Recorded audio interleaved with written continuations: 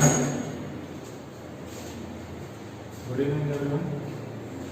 हमारा आज का टॉपिक है एटॉमिक स्ट्रक्चर। एटॉमिक स्ट्रक्चर यानी कि परमाणु संरचना। इसमें हम परमाणु और उसके जो फंडामेंटल पार्टिकल्स हैं यानी कि उसके जो मूलभूत कण हैं उनके बारे में हम बात करेंगे। आपको पता है कि हमारे चारों ओर जितनी भी चीज़ें हैं, कोई भी पदार्थ है, कोई भी मटेरियल है, वो सब परमाणुओं से बने हुए हैं। और आप लोगों ने छोटी क्लास में पढ़ा होगा कि हर एक परमाणु जो है उसके कुछ मूलभूत कण होते हैं, कुछ फंडामेंटल पार्टिकल्स होते हैं और उनके नाम भी आप लोग अच्छे से जानते हैं। 3 तरह के पार्टिकल हैं, इलेक्ट्रॉन, प्रोटॉन और न्यूट्रॉन। तो दोस्तों, हम इस वीडियो में इन्हीं तीनों पार्टिकल्स के बारे में पढ़ेंगे और देखेंगे कि इनकी क्या क्या प्रॉपर्टीज होती है। तो आइए शुरू करते हैं। सबसे पहले हम बात करेंगे परमाणु के जो 3 पार्टिकल है उनमें से सबसे पहले हम इलेक्ट्रॉन के बारे में बात करेंगे। देखिएगा कि इलेक्ट्रॉन को डिस्कवर कैसे किया गया। तो इलेक्ट्रॉन की खोज या डिस्कवरी ऑफ इलेक्ट्रॉन के बारे में हम पढ़ रहे हैं। आपको पता है कि इलेक्ट्रॉन की खोज जो है वो थॉमसन ने की थी। किसने की थी? थॉमसन ने की थी। और कैसे करी है, उसका एक एक्सपेरिमेंट था, उस पर हम बात करेंगे। देखिएगा उसने क्या किया, एक डिस्चार्ज ट्यूब का यूज किया। डिस्चार्ज ट्यूब जो कि कुछ इस प्रकार थी।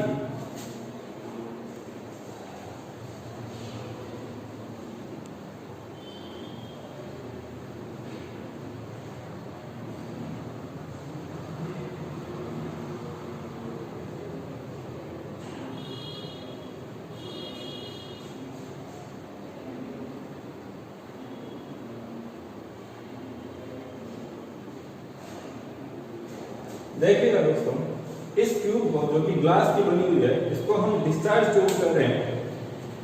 क्या करें? Discharge tube. यहाँ पर मेटल की कोई स्ट्रिप लगी हुई है और चूंकि इस स्ट्रिप को हमने बैटरी के नेगेटिव टर्मिनल से जोड़ रखा है, इसलिए यहाँ पर ये जो इलेक्ट्रोड होगा वो किसका काम करेगा? कैथोड का काम करेगा। और इस वाली मेटलिक स्ट्रिप को हमने बैटरी के पॉजिटिव टर्मिनल से जोड़ रखा है, इसलिए ये यहाँ पर एनोड का काम करेगा। ठीक है, यहाँ पर बीच में हमने इस ट्यूब को किससे जोड़ रखा है? एक निर्वात पंप से जोड़ रखा है। किससे? निर्वात पंप से, यानी कि वैक्यूम पंप से जोड़ रखा है, जो क्या कर रहा है, इस ट्यूब के अंदर का जो प्रेशर है उसको लगातार कम कर रहा है। यानी कि इसकी जो हवा है उसको हमने बहुत हद तक निकाल दिया है और इस ट्यूब के अंदर का जो प्रेशर है वो बहुत कम हो गया है। कितना कम हो गया है? तो ये जो इस ट्यूब के अंदर का प्रेशर है वो 10⁻⁻2 से 10⁻⁻3 mmHg यानी कि मिलीमीटर पारे के दाब के बराबर होता है। ठीक है फ्रेंड्स, आगे हम बात करते हैं कि इस ग्लास ट्यूब के अंदर कोई गैस भी भरी हुई है। गैस भी भरी हुई है। और अब हमने क्या किया, इस ट्यूब के अंदर जो जिसको बैटरी से जोड़ रखा था, इसके अंदर एक हाई वोल्टेज का विभव सप्लाई किया गया। कितना? 10,000 वोल्ट का विभव सप्लाई किया गया। ठीक है, जैसे ये विभव इस बैटरी के थ्रू इस ट्यूब में सप्लाई किया गया, थॉमसन ने पाया कि कैथोड पर से कुछ किरणें यानी कि कुछ रेज निकलने लगी। ये रेज जो थी वो कैथोड से निकलकर एनोड की ओर जा रही थी। कहां से निकलकर? कैथोड से निकलकर एनोड की ओर जा रही थी। लेकिन ये जो रेज है या जो पार्टिकल्स है ये तो इनविजिबल होते हैं, तो उसको पता तो चलना ही नहीं था। कैसे पता चलेगा? तो उसने क्या किया, कंफर्म करने के लिए इस एनोड को परफोरेटेड कर दिया। कैसा कर दिया? परफोरेटेड कर दिया, यानी कि छिद्रित कर दिया। छिद्रित यानी कि परफोरेटेड कर दिया। और साथ ही साथ इस एनोड के पीछे ये जो दीवार है, जो पर्दा है, इस पर्दे पर उसने क्या किया? जेडनस। क्या किया? यहाँ पर जेडनस यानी कि जिंक सल्फाइड का लेप कर दिया, जो कि एक फ्लोरेसेंट मटेरियल है। जो फ्लोरेसेंट मटेरियल मटेरियल क्या होते हैं फ्रेंड्स कि इन पर जैसे कोई पार्टिकल्स वगैरह आकर गिरेंगे, इलेक्ट्रोमैग्नेटिक रेडिएशन आकर गिरेगी तो ये चमक उठेंगे, एक ग्लो उत्पन्न करेंगे। ठीक है, तो हमने देखा कि जैसे ही इतना भी हाई वोल्टेज जो इसके अंदर सप्लाई किया गया, यहाँ से कैथोड से कुछ किरणें निकलने लग गई और वो किरणें यहाँ से निकलकर इस एनोड की ओर जा रही थी। क्योंकि इस बार एनोड छिद्रित था तो यहाँ इस एनोड को भी किरणें पार कर जाएगी और इस नलिका की जो पीछे की जो दीवार है, पीछे का जो पर्दा है जिस पर हमने जेडएनएस का लेप कर रखा, उस पर्दे से जाके टकराएगी और ये पर्दा जो है वो चमक उठेगा। तो इस तरह से थॉमसन ने इस अपने एक्सपेरिमेंट को कंफर्म किया। तो बेसिकली हम देखते हैं कि ये कैथोड किरणें जो है इनकी क्या क्या प्रॉपर्टीज है। पहली बात तो ये कि ये जो किरणें हैं, properties of cathode rays, properties of cathode rays. ये जो किरणें हैं दोस्तों, ये कैथोड से निकल रही थी इसलिए इनको कैथोड किरणें कहा गया। ये किरणें नेगेटिव पार्टिकल से बनी हुई थी। किनसे बनी हुई थी? नेगेटिवली चार्ज पार्टिकल से बनी हुई थी। नेगेटिवली चार्ज पार्टिकल से बनी हुई थी जिनको बाद में क्या कहा गया? इलेक्ट्रॉन्स कहा गया। तो कुल मिलाकर इलेक्ट्रॉन और कैथोड किरणें दोनों एक ही चीज है, कोई अंतर नहीं है। कैथोड किरणों को बाद में इलेक्ट्रॉन कह दिया गया। आपको ध्यान में क्या रखना है कि ये जो किरणें थी वो नेगेटिवली चार्ज थी, कैथोड से निकलती थी और एनोड की ओर ये गमन करती है। क्योंकि नेगेटिवली चार्ज है इसलिए नेगेटिव सोर्स से निकलेगी और पॉजिटिव एंड की तरफ अपने आप में मूव करेगी। और देखिएगा दोस्तों कि अगर इन किरणों के रास्ते में, इनके पाथ में कोई हल्का हल्का पंखे नुमा चक्र लगा दिया जाए, क्या लगा दिया जाए? हल्का पंखे नुमा चक्र लगा दिया जाए जिसको लाइट पेडल व्हील कहते हैं, तो इन किरणों के प्रभाव से क्या होगा? ये पंखा जो है वो घूमने लग जाएगा। यानी ये किरणें अपने आप में एक मैकेनिकल एफर्ट को उत्पन्न करती है, मैकेनिकल वर्क करती है। ठीक है दोस्तों, तीसरा देखिएगा कि वैसे तो ये किरणें जो होती है सीधी रेखा में गमन करती है in the absence of any electric field. अगर कोई इलेक्ट्रिक फील्ड नहीं है तब तो ये किरणें सीधी रेखा में गमन करेगी। लेकिन आपको ये भी ध्यान में रखना है कि ये किरणें जो है वो इलेक्ट्रिक फील्ड से प्रभावित होती है। These raise get affected by the presence of electric field. अगर इनके रास्ते में कोई इलेक्ट्रिक फील्ड लगा दिया जाए तो अब ये सीधी गमन नहीं करेगी बल्कि इनका विचलन हो जाएगा, डेविएशन हो जाएगा। तो मैं लिख देता हूं these raise get deflected by electric field। ये जो किरणें होती है इलेक्ट्रिक फील्ड से डिफ्लेक्ट हो जाती है, यानी कि इधर उधर मुड़ जाती है अगर इसके रास्ते में कोई इलेक्ट्रिक फील्ड लगाया हुआ है तो। आगे देखिएगा,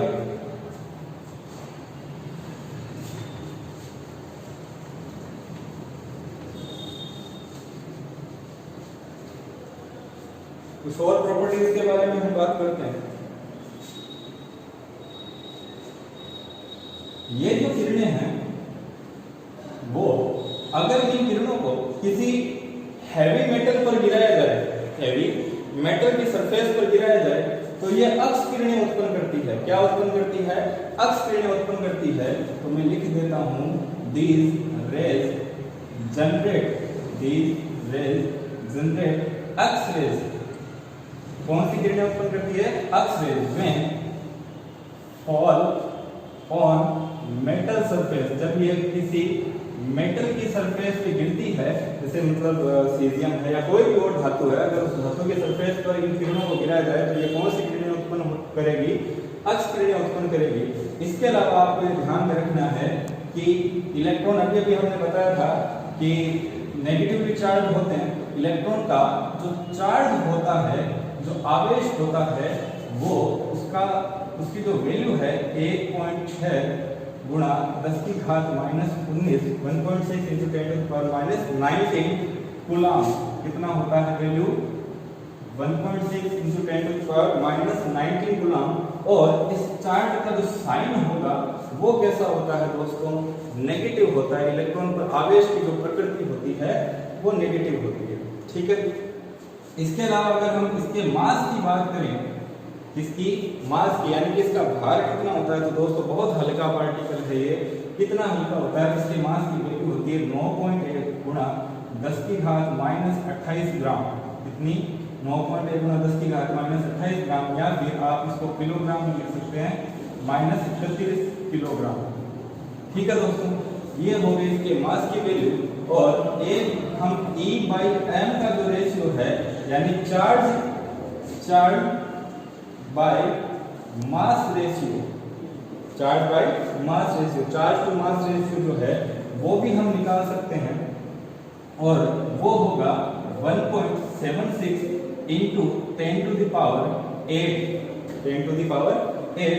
चार्ज का जो स्केल है वो आपको पता है कूलाम होता है, और मास का जो स्केल है दोस्तों वो होता है ग्राम। तो ये होगा कूलाम प्रति ग्राम। E/m का जो रेशियो है वो इतना हो जाएगा, कितना, 1.76 गुणा 10 की घात 8 कूलाम प्रति ग्राम। ये E/m का रेशियो है। इसको स्पेसिफिक चार्ज भी कहा जाता है। क्या कहा जाता है, स्पेसिफिक चार्ज।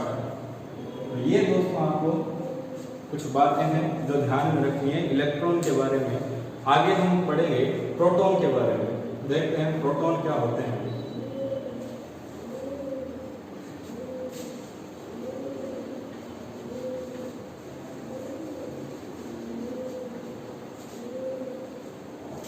प्रोटॉन, तो दोस्तों प्रोटॉन की खोज करी थी गोल्डस्टीन ने। किसने करी थी, गोल्डस्टीन ने। ठीक है, कुछ खास नहीं था, लगभग वही पहले वाला एक्सपेरिमेंट था। पहले वाले एक्सपेरिमेंट में क्या हो रहा था कि ये जो इलेक्ट्रॉन थे वो कैथोड से निकलकर एनोड की ओर मूव कर रहे थे। तो जैसा कि हम जानते हैं कि कोई भी जो एटम होता है वो तो न्यूट्रल होता है, यानी कि अगर किसी एटम में नेगेटिवली चार्ज पार्टिकल्स अगर हैं तो सेम नंबर में, यानी कि उसी संख्या में उस एटम के अंदर पॉजिटिवली चार्ज पार्टिकल्स का भी होना जरूरी है, तभी तो चार्ज एक दूसरे का बराबर कर पाएंगे। चार्ज जो है वो कैंसिल आउट हो पाएगा और एटम जो है वो अपनी न्यूट्रलिटी को मेंटेन कर पाएगा। इसीलिए ये पाया गया कि ये समझा गया कि इलेक्ट्रॉनों के बराबर ही कोई पॉजिटिवली चार्ज पार्टिकल्स भी होना चाहिए। तो सेम वही एक्सपेरिमेंट था। अब की बार इस गोल्डस्टीन ने क्या किया कि एनोड के बजाय जो कैथोड था उसको छिद्रित कर दिया। इसको कैथोड को छिद्रित कर दिया और पीछे वही पर्दे पर ZnS यानी जिंक सल्फाइड का लेप कर दिया। फिर वही निबल सप्लाई किया गया। तो अब की बार देखा कि एनोड से कुछ पार्टिकल्स निकल रहे थे, एनोड से, और इधर की ओर मूव कर रहे थे, कैथोड की ओर मूव कर रहे थे। तो ये जो पार्टिकल्स थे वो एनोड से निकलकर जा रहे थे किधर, कैथोड की ओर जा रहे थे, किधर, कैथोड की ओर। ठीक है, तो ये समझा गया कि क्योंकि एनोड तो पॉजिटिवली चार्ज टर्मिनल है, इसीलिए इन प्रोटॉनों पर भी कैसा चार्ज होना चाहिए, पॉजिटिवली चार्ज होने चाहिए। इन्हीं को बाद में क्या कह दिया गया, प्रोटॉन कह दिया गया, प्रोटॉन कह दिया गया। आगे हम देखते हैं कि ये जो प्रोटॉन होता है इन पर आवेश का मान उतना ही होता है जितना कि इलेक्ट्रॉन पर, जितना कि इलेक्ट्रॉन पर। तो हमें पता है इलेक्ट्रॉन पर इतना चार्ज था, तो प्रोटॉन पर भी चार्ज तो इतना ही होगा, 1.6 गुणा 10 की घात माइनस 19 कूलाम, इतना ही होगा। फर्क बस ये होगा कि प्रोटॉनों और इलेक्ट्रॉन दोनों का जो चार्ज होता है वो अपोजिट नेचर का होता है। इलेक्ट्रॉन पर नेगेटिव चार्ज होता है, तो प्रोटॉन पर जो चार्ज होगा वो कैसा होगा, पॉजिटिव होगा। यानी कि प्रोटॉन कैसे होते हैं दोस्तों, वे होते हैं धनावेशित। कैसे होते हैं, धनावेशित होते हैं। वैल्यू दोनों की बिल्कुल बराबर है। ठीक है, ये तो हो गया आवेश का मान। अब हम बात करते हैं इसके द्रव्यमान की, द्रव्यमान की यानी कि इसके मास की। और जब मास की बात करेंगे तो आपको ये ध्यान में रखना है कि प्रोटॉन जो होता है वो इलेक्ट्रॉन से कहीं गुना भारी होता है, बहुत ज्यादा भारी होता है। कितना, 1.67 गुणा 10 की घात माइनस 24 ग्राम, या फिर 1.67 गुणा 10 की घात माइनस 27 किलोग्राम, ये इसका भार है। तो आप देख पा रहे हैं कि इलेक्ट्रॉन की कंपैरिजन में तो ये काफी हैवी पार्टिकल है। ठीक है, काफी हैवी पार्टिकल है। एक चीज और देखिएगा, अगर हम ये इसका E यानी कि चार्ज वैल्यू है और ये इसका M यानी कि मास का वैल्यू है, हम यहाँ पर E/m का रेशियो निकाल लेते हैं, जिसको कि स्पेसिफिक चार्ज कहा जाता है। क्या कहा जाता है? स्पेसिफिक चार्ज यानी कि विशिष्ट आवेश कहा जाता है। क्या कहा जाता है? विशिष्ट आवेश, जो कि E/m का रेशियो है। तो इसमें इसका भाग दे देंगे, आंसर आ जाएगा कुछ ऐसा 9.58 गुना 10 की घात 4 और ये वही वापस आंसर आ जाएगा कूलम प्रति ग्राम। ठीक है दोस्तों, ये आपको ध्यान में रखना है कि प्रोटॉन के लिए E/m यानी स्पेसिफिक चार्ज की वैल्यू 9.58 × 10⁴ कूलम पर ग्राम होती है। ठीक है फ्रेंड्स, ये हमने बात करी प्रोटॉनों के बारे में। एक और इन दोनों पार्टिकल्स में यानी कि इलेक्ट्रॉन और प्रोटॉन दोनों में जो फंडामेंटल डिफरेंस है वो ये है कि इलेक्ट्रॉन जो होते हैं वो या वो इलेक्ट्रॉनों की जो नेचर होती है वो उस ट्यूब के अंदर भरी हुई जो गैस है उस पर डिपेंड नहीं करती। इलेक्ट्रॉनों की जो नेचर होती है वो ट्यूब के अंदर भरी हुई गैस पर डिपेंड नहीं करती। इलेक्ट्रॉनों की प्रॉपर्टी उस पर डिपेंड नहीं करती। कोई सा भी गैस आप भरा हुआ हो उनकी प्रॉपर्टीज वही रहनी है। लेकिन प्रोटॉनों की जो प्रॉपर्टीज है, प्रोटॉनों की जो प्रॉपर्टीज है यानी कि खास तौर से कौन सी प्रॉपर्टी, ये E/m जो है स्पेसिफिक चार्ज या विशिष्ट आवेश, ये उस नलिका के अंदर भरी हुई गैस की प्रकृति पर निर्भर करता है। गैस की प्रकृति पर निर्भर करता है। गैस की प्रकृति पर निर्भर करता है। एक और बात आपको यहाँ पर प्रोटॉनों के लिए भी वही बात है कि वैसे तो ये भी सीधी रेखा में गमन करते हैं, लेकिन अगर इनके भी रास्ते में इनके पथ में कोई इलेक्ट्रिक फील्ड लगा हो तो ये भी डिफ्लेक्ट हो जाएंगे, उस इलेक्ट्रिक फील्ड से प्रभावित होंगे, या तो उसकी तरफ आकर्षित होंगे या उससे प्रतिकर्षित होंगे। तो ये इनके भी मार्ग में विचलन आ जाएगा, ये भी डिफ्लेक्ट हो जाएंगे। ये हो गई बात प्रोटॉनों की। आगे हम बात करते हैं न्यूट्रॉनों के बारे में।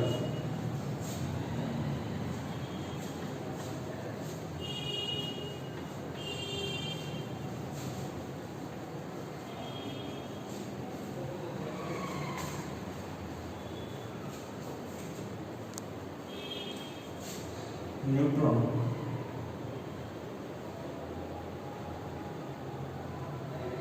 देखिएगा दोस्तों, इसकी खोज ज्यादातर लोगों को पता है किसने करी थी? चैडविक ने करी थी। ठीक है, होता क्या है दोस्तों कि ये जो पार्टिकल है वो कैसा होता है? उदासीन होता है, यानी कि न्यूट्रल पार्टिकल होता है।